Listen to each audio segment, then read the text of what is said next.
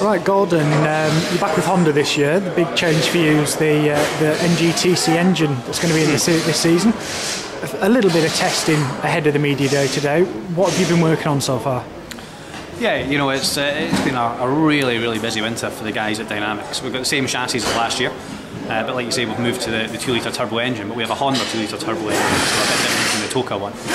And it provides its own set of challenges. You know, don't get me wrong, the engine is good, but for the positives there are negatives as well. So we've been trying to eradicate as many of the negatives as possible. And you know, as a team, we've worked so hard on getting the engine right, but we've also worked particularly hard on trying to be able to use the additional torque that comes with the turbo engine. So we've done a lot of work on the suspension, the dampers, and on the diffs as well. And you know, it's real testament to Baz and Eddie. Some of the things they've come up with are mega and should leave us in good stead. So you know, it's exciting times, and I can't wait to get going now. How much of a challenge has it been then for the team and Neil Brown to get that engine into the car first of all, because it's a very tight area they've got to work with the Civic?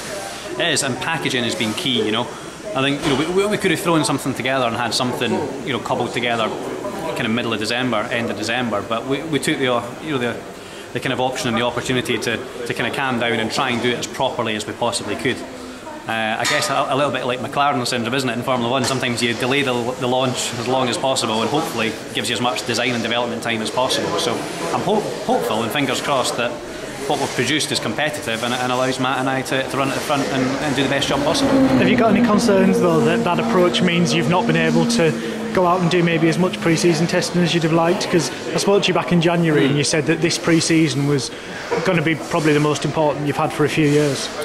Yeah, I think though what we have done, although we've maybe not been on the track as much as we'd have liked, we've proved so much on the simulations and in the wind tunnel, and you know, with the engine, the dyno, and the dampers and the dyno, that all the elements have come together, just not necessarily on track together. But now the weather's a bit better, it's a lot more representative of what we're going to race in throughout the year. And you know, the signs are positive. You know, it looks good, and you know, on paper it should tick a lot of boxes. But now we just got to put that into practice and see how we stack up at Brands Hatch. So apart from today, what running are you planning on doing before Brands Hatch? I think we're due to go testing tomorrow. So we've got one more day tomorrow, and then that is pretty much us. But we'll be fine. Are you confident you can hit the ground running at Brands next weekend? I hope so. You know, I think what you got to remember is that the chassis is a proven package, the team is a proven package. So okay, we've had to merge this new engine into the chassis, but I'm really confident that I know what we've got from the chassis. You know, if all the engine stuff stacks up, then we should be in good stead with that as well.